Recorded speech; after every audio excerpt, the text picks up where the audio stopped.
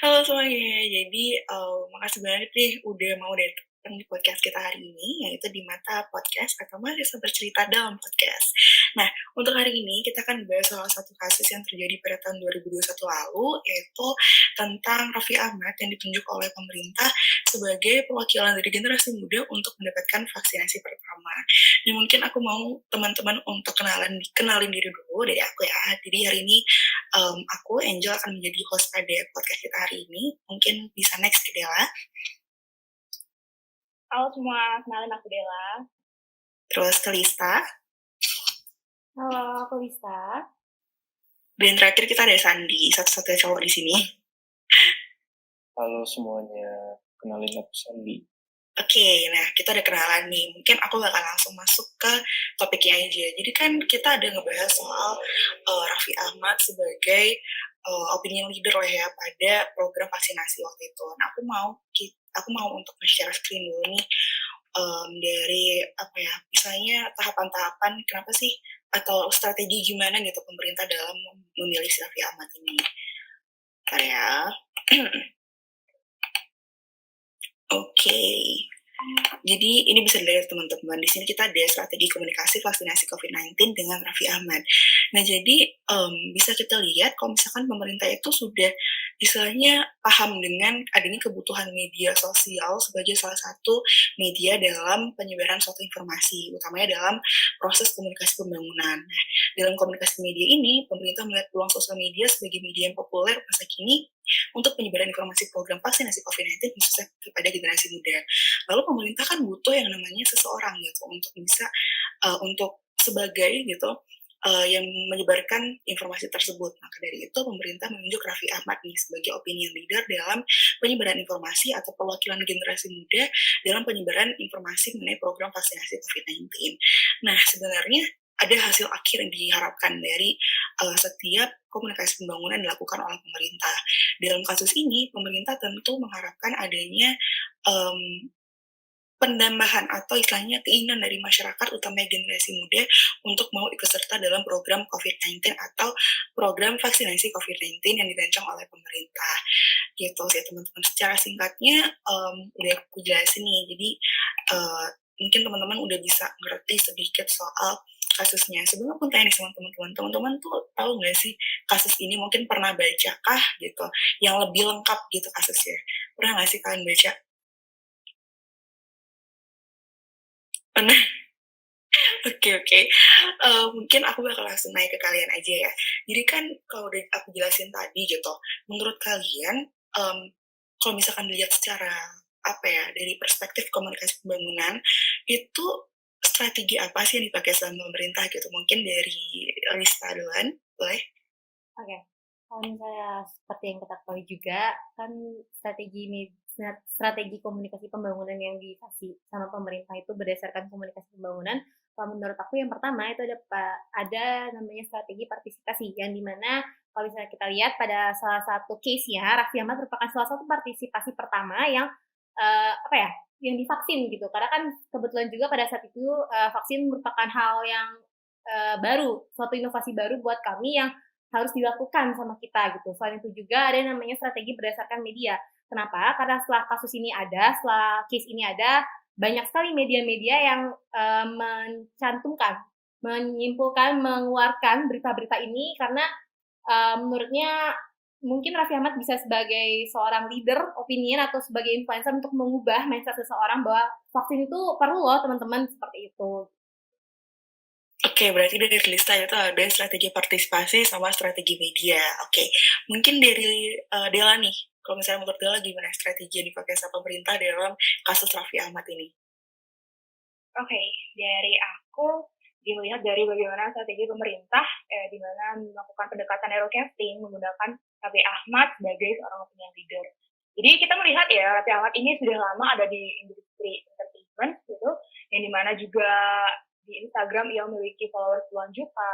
Jadi pemerintah itu melihat bahwa dengan banyaknya pengikut serta penggemar Raffi Ahmad yang berasal dari berbagai generasi, bisa membuat masyarakat itu mengubah mindsetnya, di mana seperti yang tadi dikatakan Lista ya, untuk mengubah mindset dari masyarakat yang dimana waktu itu banyak sekali bertebaran berita hoax terkait vaksin yang dimana vaksin itu tidak halal, tidak aman, serta vaksin itu bahkan dapat menyebabkan kematian. Jadi dengan menggunakan Raffi Ahmad sebagai seorang opinion leader yang ikut vaksinasi pertama di negara, agar masyarakat tuh lihat bahwa Mas Raffi Ahmad setelah divaksin itu baik-baik saja. Jadi memang tidak ada seperti yang disampaikan pada berita sebelumnya bahwa bisa menyebabkan kematian, bahkan tidak aman atau tidak halal seperti itu.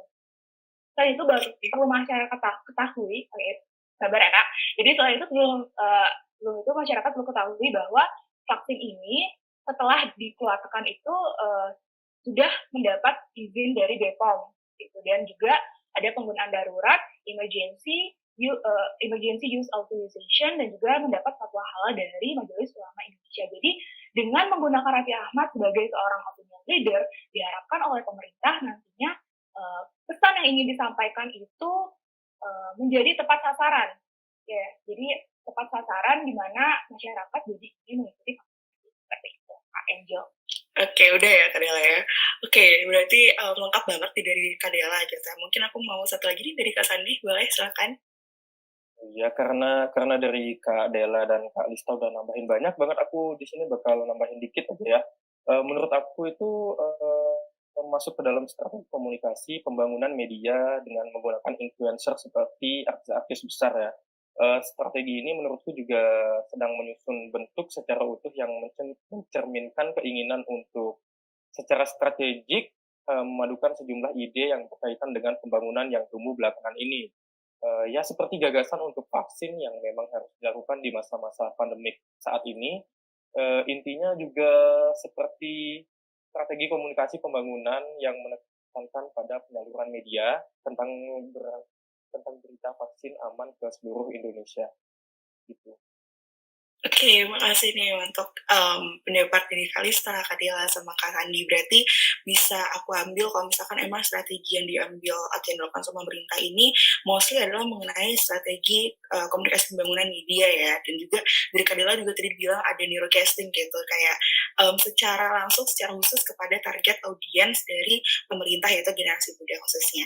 Nah, aku boleh nanya nggak nih? Kalau misalkan untuk efektivitas, menurut kalian efektif nggak sih dengan penggunaan Raffi Ahmad sebagai opinion leader atau perwakilan generasi muda dalam pengkampanye, bisa dibilang kampanye gitu ya, pengkampanyean dari proses atau program vaksinasi COVID-19? Boleh dari Kak Sandi dulu.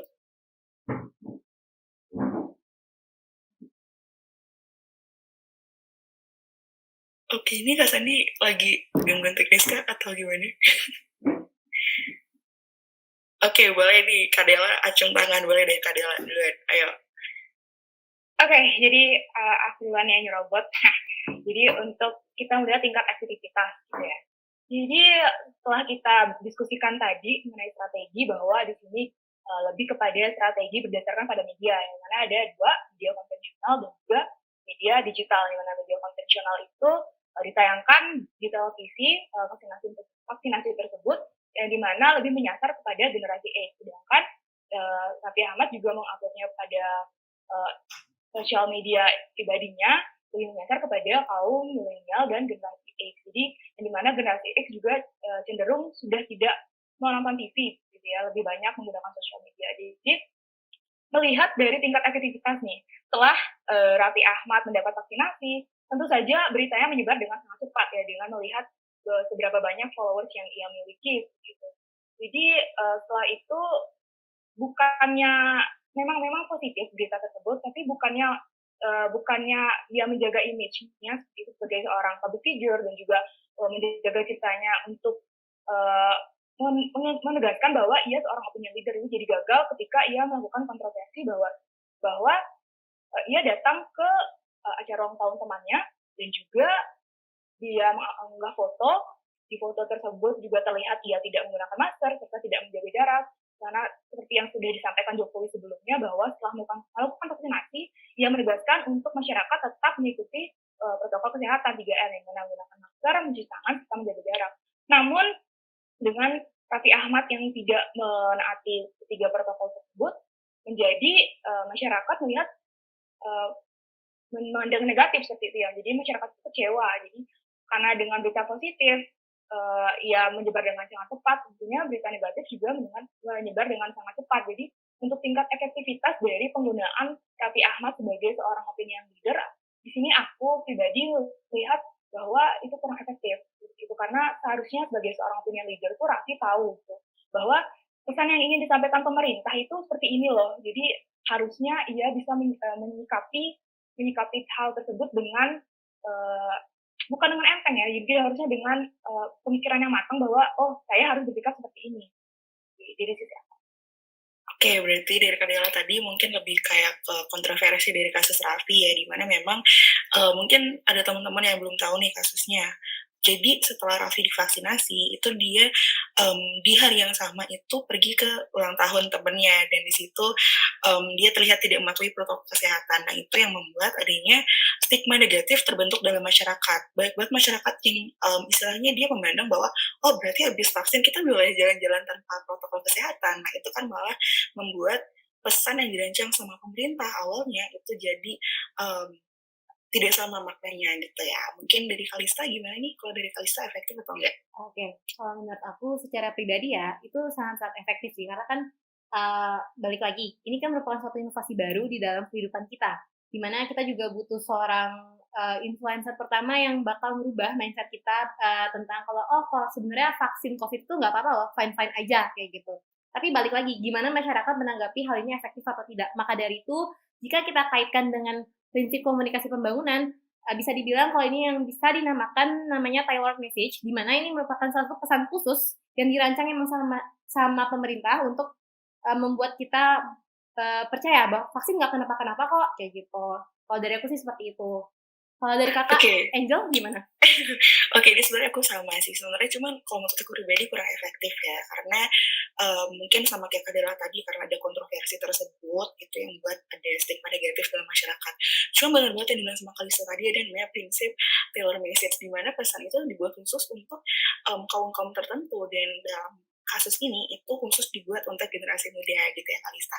Oke, aku mau tahu pendapat dari Kak Sandi nih, boleh silakan.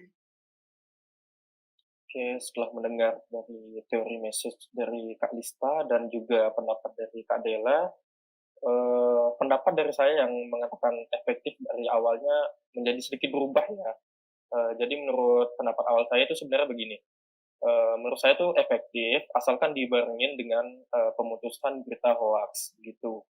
Kenapa efektif? Karena ya kita bisa lihat bagaimana Raffi Ahmad yang divaksin pertama, yang sudah dikenal banyak orang jadi percaya bahwa vaksin baik-baik saja begitu.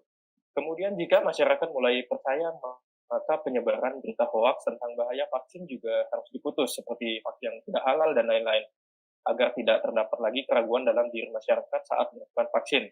Namun saat yang dikatakan Dela tadi yang dipaparkan bahwa berita tersebut yang menjadi merubah stigma dalam masyarakat, ya salah juga gitu kan, menjadikan opinion leader seperti Raffi Ahmad gitu. Oke. Seperti itu ya. Oke, Kak Sandi, makasih ya. Berarti ada perubahan pendapat gitu, di awalnya efektif jadi nggak efektif karena tahu ternyata bahwa di hari yang sama itu Raffi tidak konsisten untuk menjadi opinion leader gitu ya. Oke, kita akan lanjut ke pertanyaan selanjutnya nih teman-teman. Oke, untuk pertanyaan ketiga adalah dari strategi tersebut pasti ada keunggulan sama kelemahannya. Mungkin aku mau Kadela untuk menyebutin keunggulan sama kelemahannya. Silakan Kadela. Oke, untuk keunggulan dan kelemahan di sini jadi masih saja terletak pada kredibilitas seorang Raffi Ahmad sebagai seorang artis, juga selebgram gitu ya, dengan followers puluhan juta, yang dimana keunggulannya tentu saja seperti yang sudah tadi kita diskusikan, bahwa pesan yang disampaikan Raffi Ahmad dari pemerintah itu menjadi menyebar dengan sangat cepat, dengan begitu banyaknya pengikut, penggemarnya. Jadi mereka melihat bahwa setelah Raffi Ahmad divaksin itu, ternyata vaksin itu memang tidak ada efek samping sampai mematikan seperti itu ya, seperti yang berita hoax yang telah tersebar gitu. Jadi itu satu keunggulan. Jadi masyarakat itu mau divaksin setelah melihat bagaimana opinion leader dari Raffi Ahmad itu baik-baik saja. Jadi kita melihat bahwa di sini tingkat efektivitasnya bisa dikatakan seperti tadi di awal tuh sangat efektif. Nah, untuk melihat kelemahannya, Jadi dari segi Raffi itu setelah ia melakukan kontroversi menjadi tidak efektif. Mengapa? Karena bukannya ia istirahat gitu ya setelah vaksin itu, malah dia mendatangi temannya. Gitu. Jadi bisa kita lihat bahwa menjadi kurang efektif setelah Raffi Ahmad itu gimana ya, tidak menyampaikan pesan pemerintah dengan tepat gitu, tepat sasaran. Jadi kurang efektif. Jadi kelemahan dan keunggulan itu masih terletak dari kredibilitas Raffi sebagai seorang artis dan juga selebgram dari aku. Oke, berarti tadi dari Kak Dela keunggulannya itu sebenarnya ada di Raffi ini, dia kan emang salah satu orang dengan followers terbanyak di Indonesia ya, selebgram dengan followers terbanyak di Indonesia gitu. Itu juga sebenarnya pengaruhnya sangat besar sekali kepada masyarakat, terutama pengikut Raffi untuk mau ikut program vaksinasi. Cuman balik lagi karena ada kontroversi itu, si pesan ini jadi nggak efektif gitu, jadi timbul istilahnya perbedaan makna gitu dalam masyarakat. Yang harusnya pemerintah mau nih, harusnya itu pesan ini mau membuat masyarakat mau vaksinasi untuk terhindar dari COVID-19. Tapi yang ada malahan masyarakat ini kecewa gitu. Dan juga masyarakat ini punya stigma negatif di mana, berarti habis vaksin aku bisa jalan-jalan, nggak usah pakai protokol kesehatan gitu kan. Jadi ada dan melenceng karena kontroversi Raffi tadi. Mungkin aku mau dari Kalista keunggulannya, terus dari Kak Sandi kelemahannya nih, dari pendapat kalian. Boleh deh, Kalista keunggulannya gimana?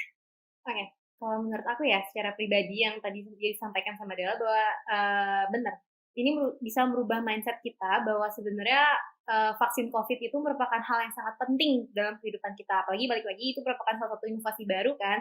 Apalagi kalau misalnya selain itu juga kalau kita pakai kasusnya Raffi kan merupakan salah satu influencer yang ternama juga, yang terkenal. Jadi bisa ngubah nih mindset kita.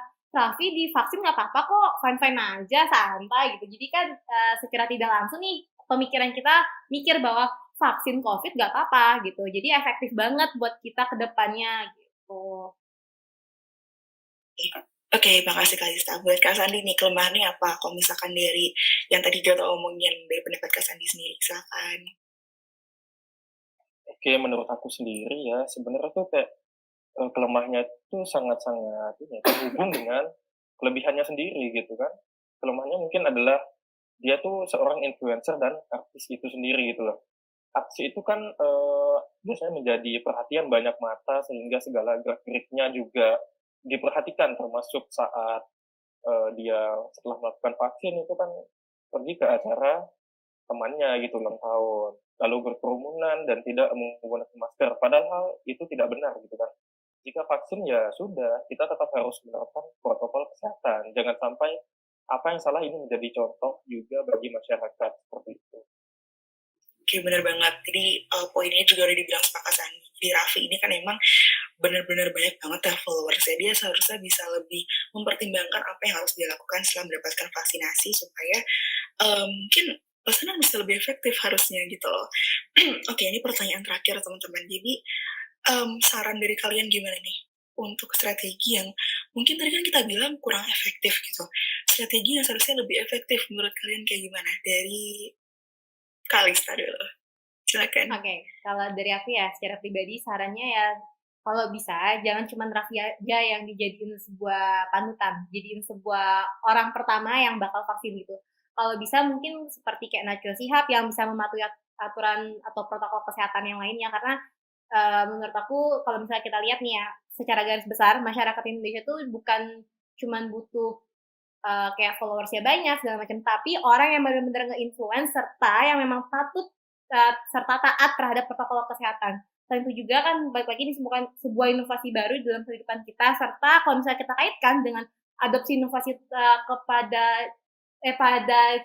mata kuliah komunikasi pembangunan, ini merupakan salah satu yang namanya lead majority, di mana ini bisa memakai orang untuk menginfluence kita, memikirkan bahwa ini hal baru yang emang harus kita taati gitu, harus kita patuhi dan memang nggak kenapa-kenapa gitu. Selain itu juga banyak nih juga kan beberapa masyarakat kalau misalnya kita kaitkan dengan asas praduga tak bersalah juga, bahwa banyak juga yang ngira kalau paling ini cuma bisnis doang kayak gitu-gitu kan. Nah, kalau menurut aku asas praduga tak bersalahnya itu sebenarnya balik lagi, jangan terlalu curiga tentang hal-hal seperti ini, karena aku yakin kenapa pemerintah bisa memakai Raffi Ahmad sebagai orang pertama, mungkin ya balik lagi, pertama followersnya banyak, yang kedua Raffi Ahmad kan sudah terkenal dan dia bisa masuk ke segala gen, even Y ataupun Z segala macamnya. Dia tuh bisa masuk gitu. Maka dari itu kenapa pemerintah memakai Raffi Ahmad sebagai orang pertama untuk vaksinasi COVID-19 ini gitu. Kalau dari aku sih seperti itu.